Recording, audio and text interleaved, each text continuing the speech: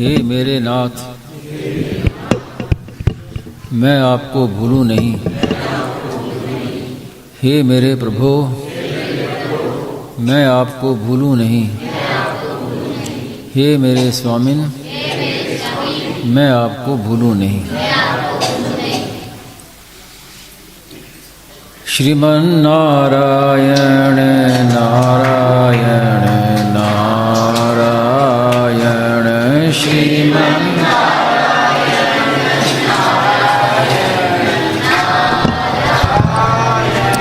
श्रीमन नारायण नारायण नारायण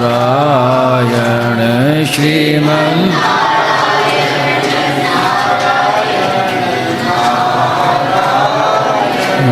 श्रीमन नारायण नारायण नारायण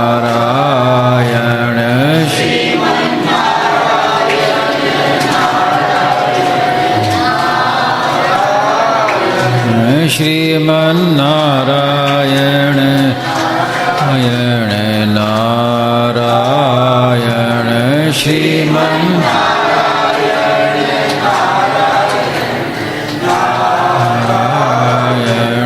श्रीमन नारायण नारायण नारायण श्रीमन नारायण।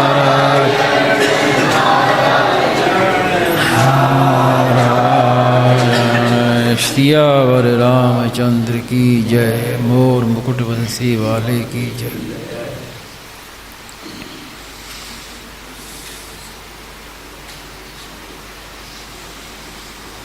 स्वभाव सुधार करने का सबसे बढ़िया मौका है सत्संग। सत्संग से स्वभाव में सुधार होता है।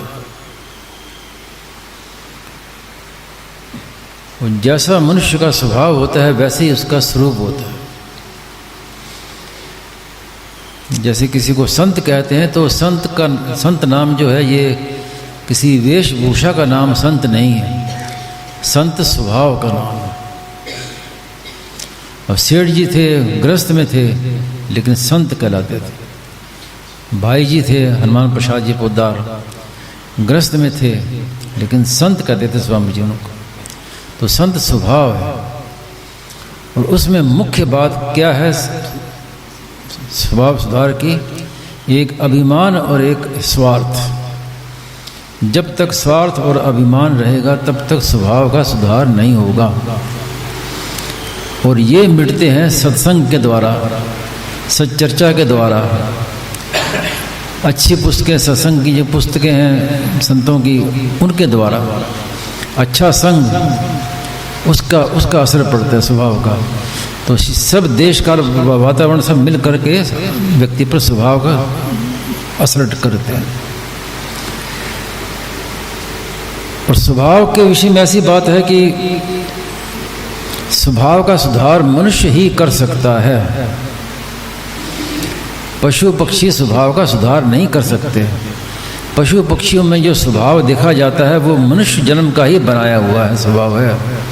मनुष्य जन्म में जो स्वभाव बन गया वो हर योनि में हमारे साथ रहेगा, वही स्वभाव। स्वामी जी महाराज उदाहरण दिया करते थे कि राजस्थान में कई ऊँट तो खुला घूम रहे हैं स्वतंत्र रूप से, और कई ऊँटों का मुंह बांधा हुआ है। अब मुंह बांधा हुआ तो वो सुख पाएगा क्या? दुख पा रहा है। अब मुंह क्यों बांधा? वो कहते हैं कि भाई ये हर आदमी को काट लेता है। तो ये काटने का स्वभाव ये कहाँ से पड़ा? ये मनुष्य जन्म में पड़ा। मनुष्य जन्म का स्वभाव ही अन्य योनि में जाता है। तो इस जन्म में अगर स्वभाव बिगड़ जाए तो जहां जाएगा वहीं दुख पाएगा। तो इतना आवश्यक है स्वभाव सुधार करना। और स्वभाव सुधार में गोस्वामी जी ने लिखा है दोहावली में कि अगर स्वभाव सुधरता तो भगवान साक्षात भगवान श्री कृष्ण भी दुर्योधन का स्वभाव क्यों नहीं बदल सके? तो इसमें कारण क्या है? तात्पर्य क्या हुआ कि जब तक मनुष्य में खुद की जागृति नहीं होगी, खुद अपना स्वभाव बदलना नहीं चाहेगा, तब तक दूसरा कोई उसका स्वभाव नहीं बदल सकता। कई उदाहरण देखने में भी आते हैं, कितने ही समझाओ, कितने करो, फिर भी स्वभाव वैसा का वैसा, क्योंकि वो खुद में बात नहीं है बदलने की। और खुद चाहे बदलना तो फिर स्वभाव बदल सकता है, बदलना कोई कठिन काम नहीं है।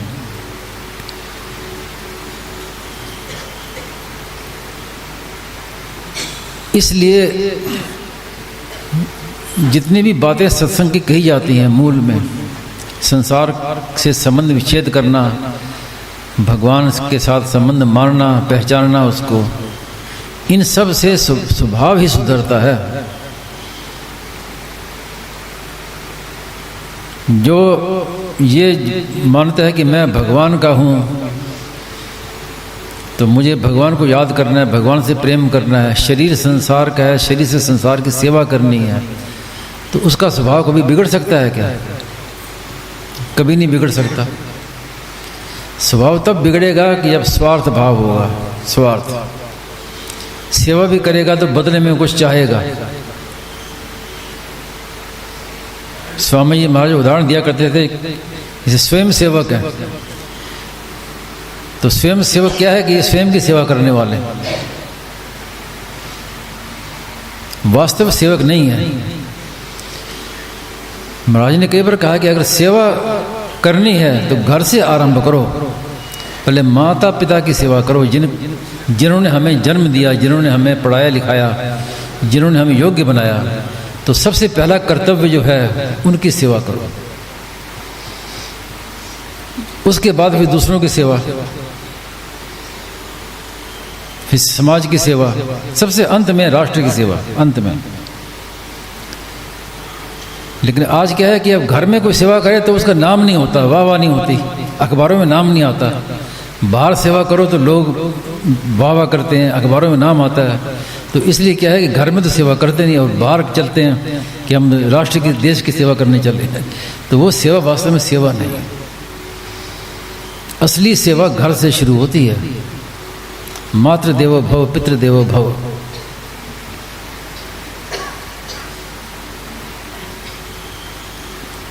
तो ये जो सेवा है, इससे ये निष्काम भाव से सेवा करेगा तो स्वभाव में अपने आप सुधार होगा।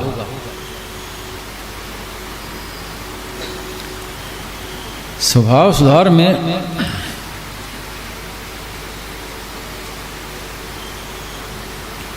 मुख्य बात यह है कि हमारा संबंध किसके साथ है, हम किसके साथ अपना संबंध मानते हैं। जो संसार के साथ संबंध मानता है, भोगों में लगा हुआ है, उसके द्वारा संसार की बड़ी भारी हानि होती है।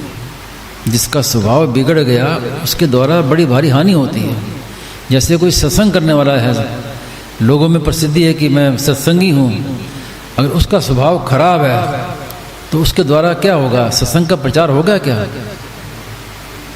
उल्टा वो बाधक बन जाएगा। लोग कहेंगे कि देखो ये सत्संग करने वाला, इसका ये स्वभाव है, तो ऐसा सत्संग करने की क्या जरूरत है, बेकार से सत्संग का ही बदनामी होगी।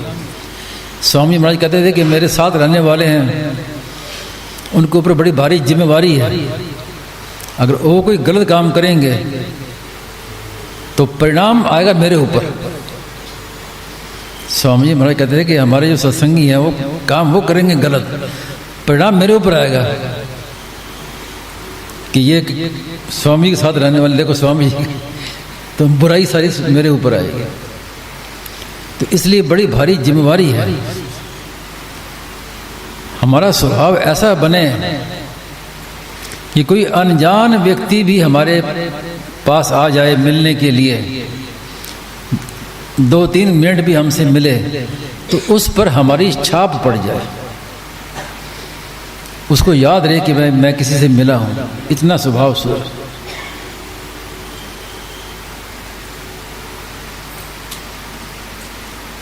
संत हैं, संत सबको अच्छे क्यों लगते हैं? स्वामी जी सबको बड़े अच्छे लगते थे। कारण क्या है कि भीतर में भाव, जो स्वभाव था उनका कि सबका कल्याण कैसे हो। सबका उद्धार कैसे हो, सबका हित कैसे हो, उसका असर पड़ता है। स्वामी महाराज की पुस्तकों में आप प्रभाव है। पुस्तकों में प्रभाव क्यों है कि पुस्तकों के भीतर पीछे भाव क्या था स्वामी महाराज का, कि सबका हित कैसे हो, सबका भला कैसे हो।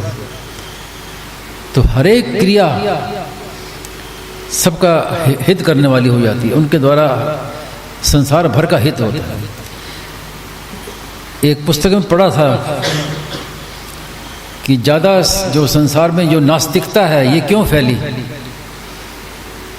ये उनके द्वारा फैली जो अपने को आस्तिक कहते हैं और स्वभाव उनका बिगड़ा हुआ। अगर कोई आस्तिक कहे कि मैं ईश्वर को मानता हूँ और स्वभाव उसका बिगड़ा हो, तो लोगों में ईश्वर के प्रति अश्रद्धा पैदा होगी, परिणाम वहाँ पर आएगा। तो ज़्यादा जो नास्तिकता है ये उनके द्वारा फैलाई हुई है जो आस्तिक बने हुए हैं और अपने स्वभाव के कारण से, स्वार्थ और अभिमान के कारण से ये असर पड़ता है लोगों का। तो इतना प्रभाव है स्वभाव का, और जिसका स्वभाव बिगड़ गया उसका अगले जन्म की तो बात ही क्या, इस जन्म में भी कोई नहीं चाहता उसको। घर में भी किसी सदस्य का स्वभाव बिगड़ा हुआ है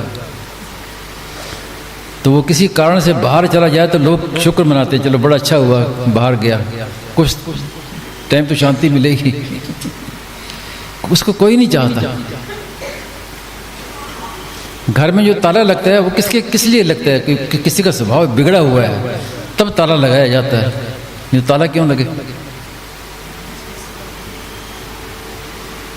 तो इसलिए बड़ी भारी हमारे पर जिम्मेवारी है। हम जो सत्संग करते हैं, स्वामी महाराज की पुस्तकें पढ़ते हैं, तो हमारे स्वभाव में वो बात आनी चाहिए।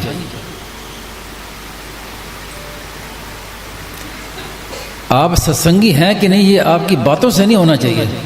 कि आपने सत्संग की बातें दूसरों को सुना दी तो इसका अर्थ ये नहीं है कि आप सत्संगी हैं। आप ईश्वर को मानने वाले हैं, आप सत्संग करने वाले हैं, तो ये बात आपके मुख के द्वारा नहीं, आपके आचरणों से दिखनी चाहिए। आपको देखकर लोग कहें कि ये सत्संगी है, ईश्वर को मानने वाला है। मुंह से बातें सुनाओगे, उपदेश दोगे, उसका असर उतना नहीं पड़ेगा जितना आप जो आपके व्यवहार में है, उस व्यवहार का असर ज़्यादा पड़ेगा। यद्यदाचरति श्रेष्ठ तस्य देवेतरो जना, गीता में आया है।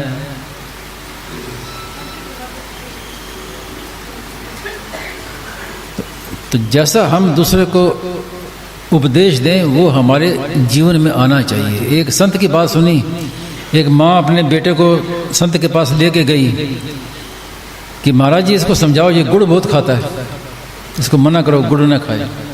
संत चुप हो गए, कुछ नहीं बोले। बोले ठीक 10 दिन के बाद आना। संत उस समय कह सकते थे मत खाओ, लेकिन संत ने कुछ नहीं कहा। 10 दिन के बाद फिर माँ बेटे को लेके आई तो संत ने बेटे को कहा देखो भाई गुड़ नहीं खाना, अच्छा नहीं होता है गुड़ नहीं खाना। माँ ने कहा कि ये तो बात आप पहले कह देते। तो संत बोले कि मैं भी गुड़ खाता था तो अब मैं कैसे कहूँ कि गुड़ छोड़ दो, मैं खुद ही खाता था, अब मैंने छोड़ दिया, अब मैं कह सकता हूँ कि मत खाओ गुड़। तो इसका असर पड़ता है। जो बात आपके जीवन में है उसका असर दूसरे पर पड़ेगा, जो आपके जीवन में नहीं है उसका असर दूसरे पर पड़ेगा नहीं। आप भले कितने वक्ता बन जाओ, कथावाचक बन जाओ, लोगों में फर्क दिखने में नहीं आएगा। तो इसलिए इस विषय में बड़ी सावधानी रखनी चाहिए। हमारा स्वभाव इतना मधुर बने, एकदम न स्वार्थ हो न अभिमान हो, तो उसके द्वारा खुद को भी लाभ होगा और दूसरों को भी लाभ होगा। उसके द्वारा जो प्रचार होगा वो भी बड़ा ठोस प्रचार होगा। और स्वभाव सुधार में जो मूल चीज़ जो महाराज ने कही, मूल बात कि मैं भगवान का हूँ, भगवान मेरे हैं। मैं संसार का नहीं हूँ, संसार मेरा नहीं है। संसार की सेवा करनी है निष्काम भाव से, और भगवान को याद करना है, भगवान से प्रेम करना है। ये मूल जड़ है, जड़। और जितने भी संसार में जीव हैं, ये केवल मनुष्य ही कर सकता है। भगवान को याद करना और सेवा करना, ये दो काम केवल मनुष्य ही कर सकता है, दूसरा कोई नहीं कर सकता। इसलिए आप संसार के जितने भी धर्म हैं, जितने भी संप्रदाय हैं, मुख्य सबकी बातें देखो तो दो बातें सब में समान मिलेगी। ये हर एक धर्म में बात मिलेगी, भगवान को याद करना और सेवा करना, ये बात तो हर एक में मिलेगी। बाकी अंतर हो सकता है बातों में, लेकिन दो बातों में सब समान है, क्योंकि इसी में मनुष्यता है, मनुष्यपना ही इसी में है, दो बातों में, भगवान को याद करना और सेवा करना। और अगर दो बातें नहीं है तो फिर मनुष्य कैसे हुआ, मनुष्य क्या हुआ? जैसे आम का अचार है, मिर्ची का अचार है, उस अचार को याद करो तो मुंह में पानी आ जाता है। अचार तो मुंह में है नहीं, लेकिन मुंह में पानी आ जाता है। इसका अर्थ क्या हुआ कि याद मात्र करने से असर पड़ता है। तो ऐसे ही भगवान को याद मात्र करने से बड़ा असर पड़ता है, प्रभाव पड़ता है। तो जो निरंतर भगवान को याद करे, और सेवा भी ऐसी नहीं है कि सेवा करने के लिए हमें घर से बाहर निकलना है या कहीं ढूंढना है कि भी कोई सेवा मिल जाए, कहीं जाएं, ये बताओ भाई सेवा बताओ, ये वो नहीं है। सामने आ जाए, जो हमारे सामने सेवा आ जाए वो सेवा कर दे, और हर समय भगवान को याद रखे। तो ये दो बातें जो सार बात है, इनको स्वीकार करना है। अब इस विषय में कोई प्रश्न किसी का हो तो बात तो मैंने पूरी कह दी। देखो भाई, विस्तार करने चाहे तो एक घंटा बोलते रहे तो मेरा स्वभाव के विपरीत पड़ता है, ज़्यादा बोलना, ज़्यादा विस्तार करना, सारा बात। और किसी के प्रश्न होता है तो फिर बात ज़्यादा खुलासा होता है, स्पष्टीकरण होता है बात का। इसलिए कहता हूँ कि प्रश्न करो तो ज़्यादा बढ़िया किसी के मन में। नहीं तो ब्रह्मचारी जी महाराज